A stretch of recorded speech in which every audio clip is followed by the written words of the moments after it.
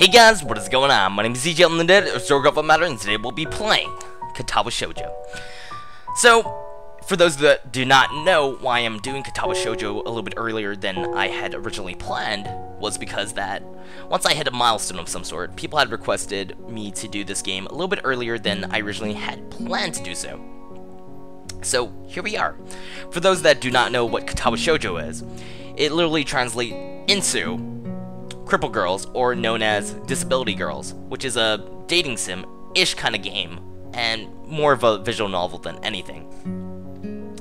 Like I said, I was kind of debating whether or not I was going to originally play this later on in the winter, but since people had requested this, and it was one of the milestones, I had decided to do a legitimate full playthrough of this. So, yeah. And plus, you know, everyone deserves love, so I'm willing to give this game a chance. So let's try it out. Whoa, that looks pretty cool. Looks very nice. Looks like Canada kind of, but not really, because Canada has way more snow than anything. A light breeze causes the branches overhead to rattle like wooden wind chimes. This is a popular retreat for couples in the summer. The deciduous trees provide a beautiful green canopy, far out of sight of teachers and fellow students. But now, in late winter, it feels like I'm standing under a pile of kindling. I breathe into my cupped hands and rub them further, furiously,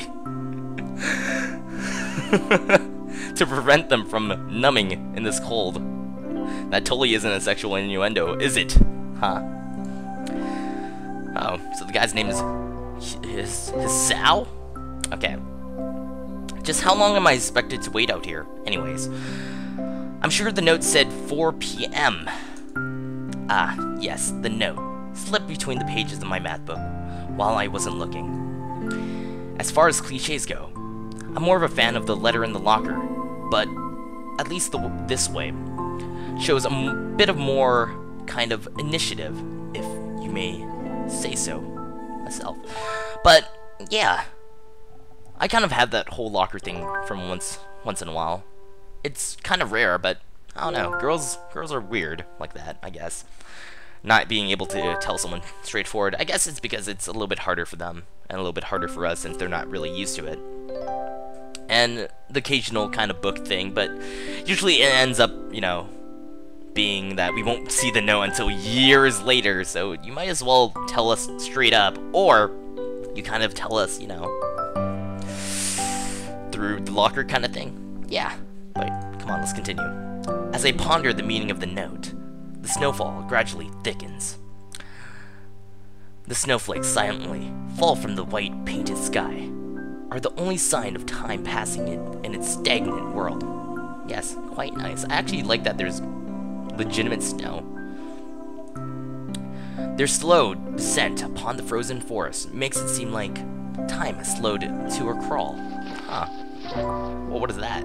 The rustling of dry snow underfoot startles me, interrupting the quiet mood. Someone is approaching me from behind. Please not be a guy. Please not be a guy.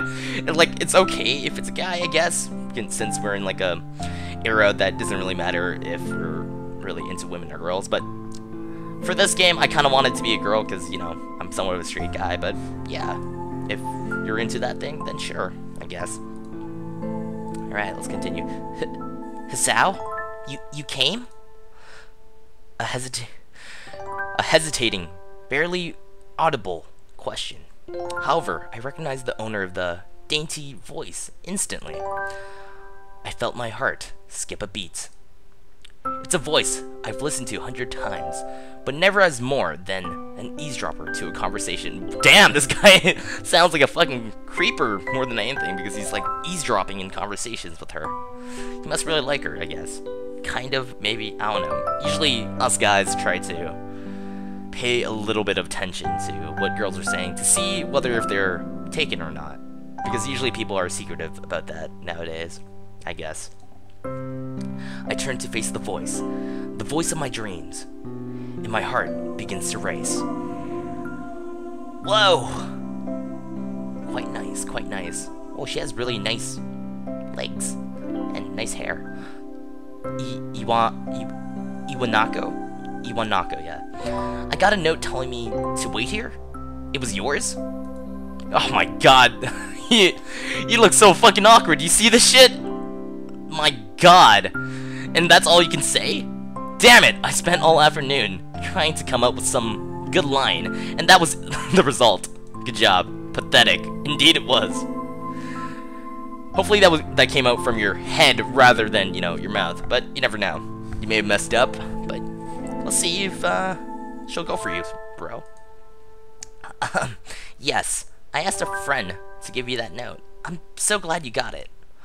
A shy, joyous smile that makes me so tense I couldn't move a single muscle, even if I tried.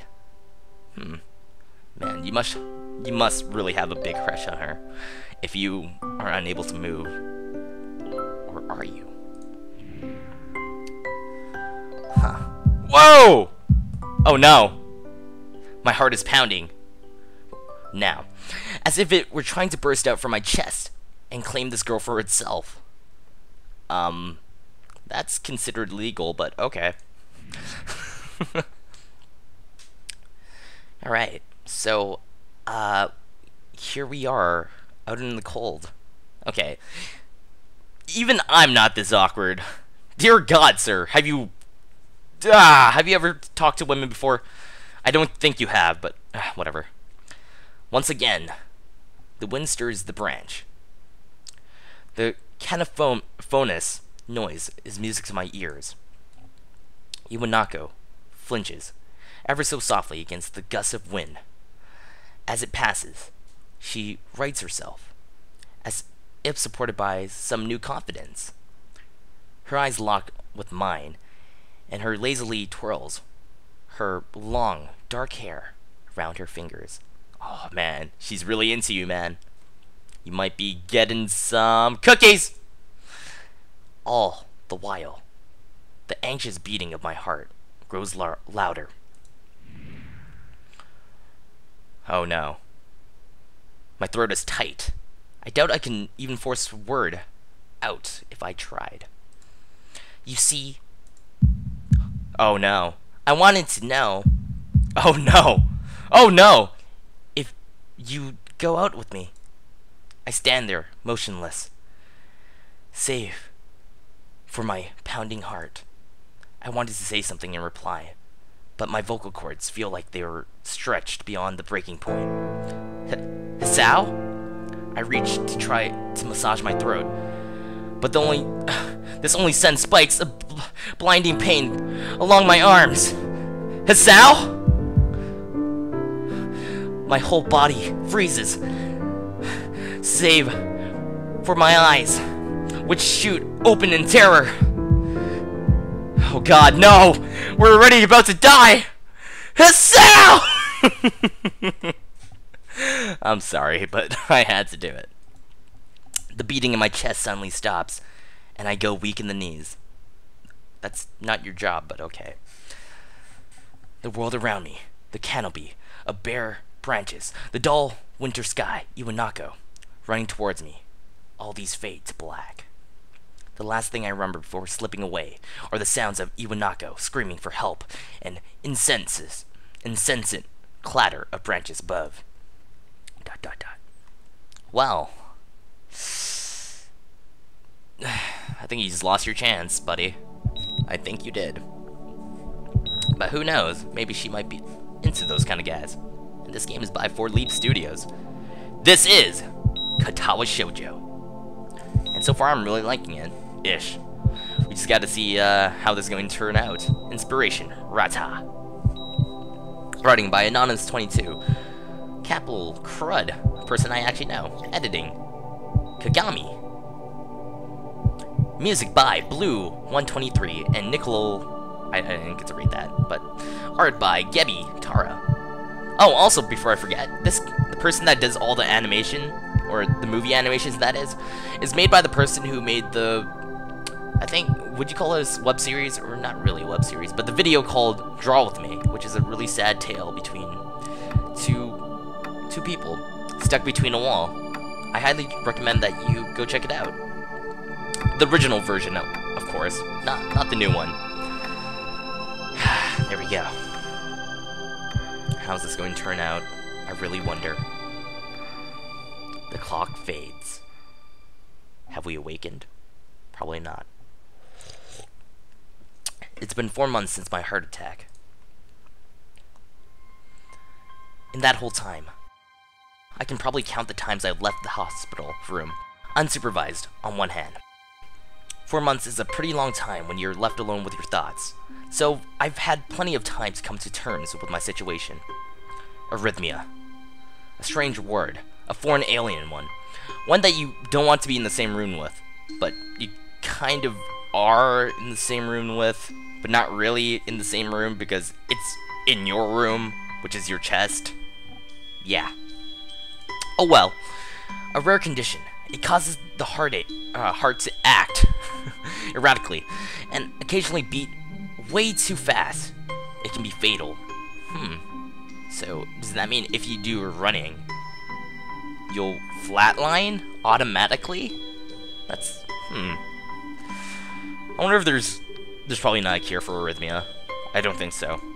Apparently, I've had it for a long time. They said it was a miracle that I was able to go on so long without anything happening. Is it really a miracle? I guess it was supposed to make me feel better, more appreciative of my life. It really didn't do anything to cheer me up. My parents, I think, were hit harder by the news than I was. They probably had 2 hemorrhages apiece. I've already had a full day by then to digest everything. To them, it was all fresh. They were even willing to sell our house in order to pay for a cure. But there is none. Oh, of course, there isn't a cure. Because of the late discovery of this condition, I've had to stay at the hospital to recuperate from the treatments. When I was first admitted, I felt as if I was missed. For about a week, my room in the ward was full of flowers, balloons, and cards. But the visitors soon dwindled, and all the get-well gifts began trickling down to nothing shortly after. I realized that the only reason I had gotten so many cards and flowers was because sending me their sympathies had been turned into a class Are you fucking kidding me? That is ridiculous. If you... It makes you feel sad that they don't really care for you if it's turned into a class project kind of thing, because they kind of have to do it, which really sucks, man. It really does. Because you don't really know who's actually your friend and who's not. If they're really your friend, they would have done this beforehand, kind of thing. And they would still be coming over here. But you kind of figure it out that it's for the best, in a sense, because you know who's true to you and who's not. And it seems like no one is. So let's continue on. Maybe some people were genuinely concerned, but I doubt it. Come on. You're a guy that has a good heart. Okay, bad example. You're a person that is quite caring, and probably some people care about you. What about Iwanako? She liked you, right? I think so. Maybe she still visits you, you know? Even in the beginning, I rarely had visitors. By the end of the first month, only my parents came by on a regular basis. Iwanako was the last to stop visiting. What? She stopped? No! After 6 weeks, I never saw her again. We never had that much to talk about when she visited anyways.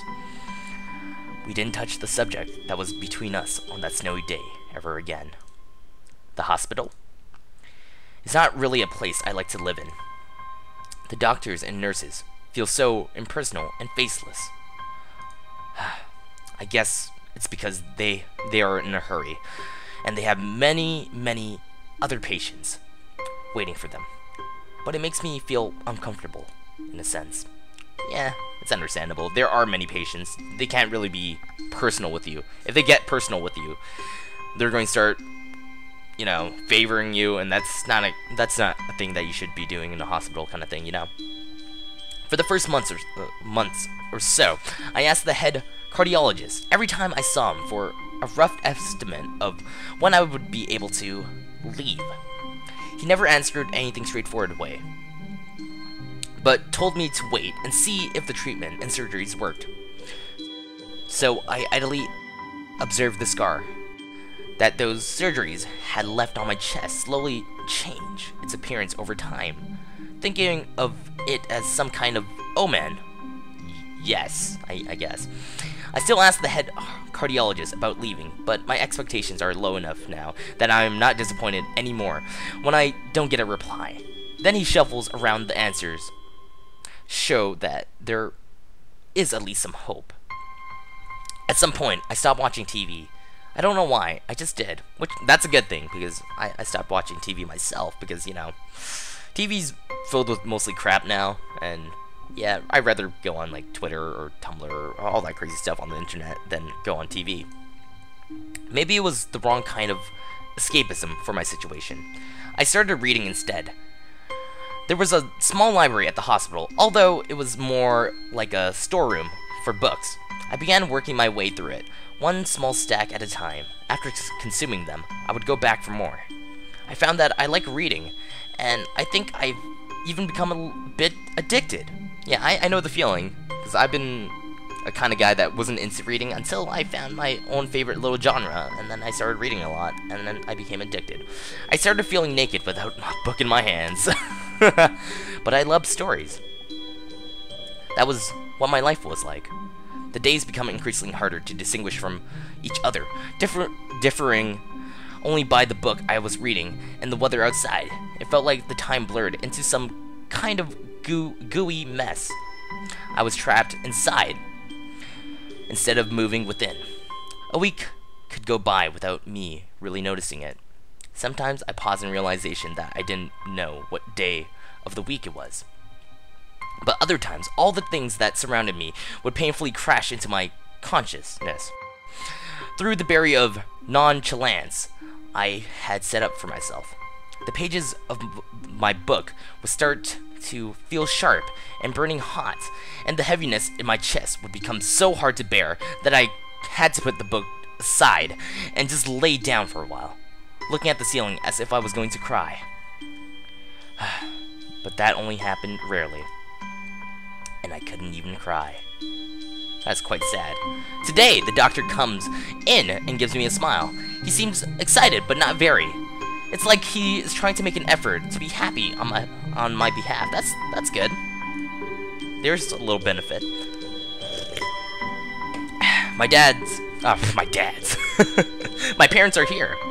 It's been a few days since I've last seen them. Both of them are even sort of dressed up. Is it supposed to be some kind of special occasion? It's not a party, of course, because we're in a fucking hospital. Is that leaves or is that snow? I'm not too sure. I think it might be cherry blossoms. There is a ritual the head cardiologist has.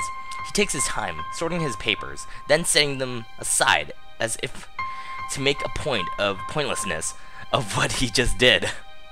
Then he casually sits down on the edge of the bed to mine. He looks me in the eye for a moment.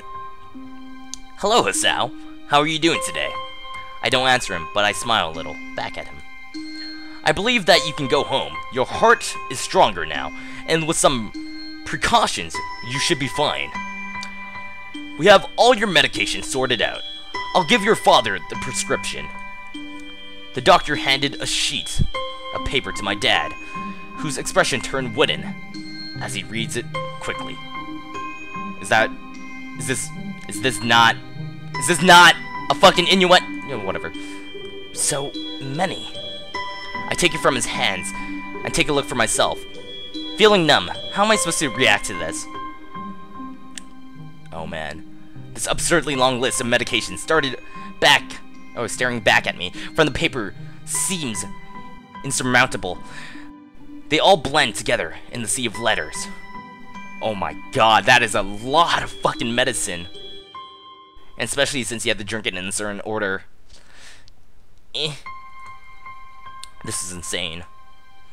Side effects. Adverse effects. contradictions and diagnoses are listed line after line with cold precision. I tried to read them, but it is so futile. I can't understand any of it. Attempting to only makes me feel sicker. All this for the rest of my life, every day? Yep. I'm afraid that this is the best we can do at this point. However, new medications are always being developed, so I wouldn't be surprised to see this list fade over the years. Years.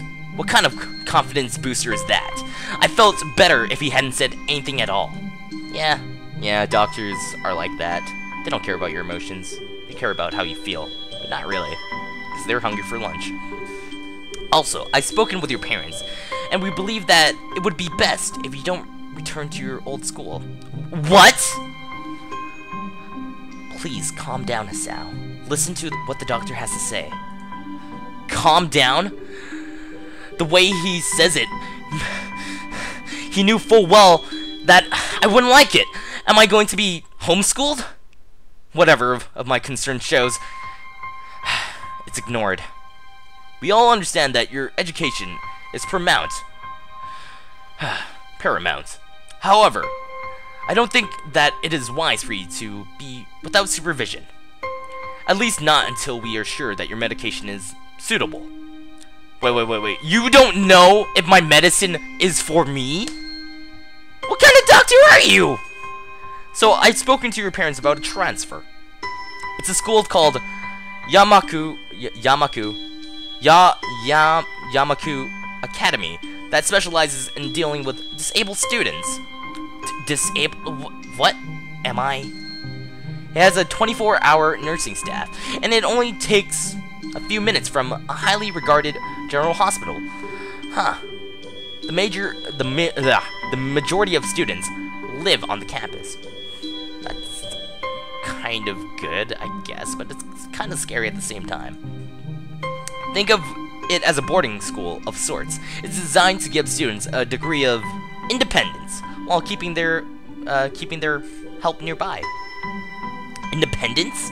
It's a school for disabled kids. Don't try to disguise the fact.